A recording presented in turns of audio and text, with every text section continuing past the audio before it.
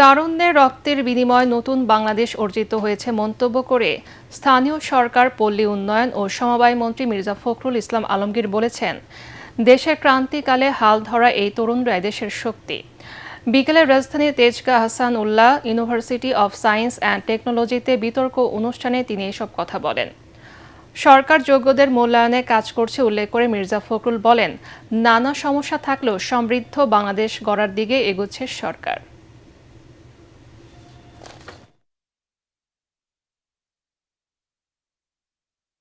আমাদের তরুণরা তাদের যে ক্ষমতা দিয়ে, তাদের দেশের প্রতি যে ভালোবাসা দিয়ে, একটা ফ্যাসিবাদকে হটিয়ে দিয়ে একটা গণতান্ত্রিক পরিবেশ সৃষ্টি করেছে, উদার একটা গণতান্ত্রিক ব্যবস্থাকে প্রতিষ্ঠা করবার সুযোগ এনে দিয়েছে।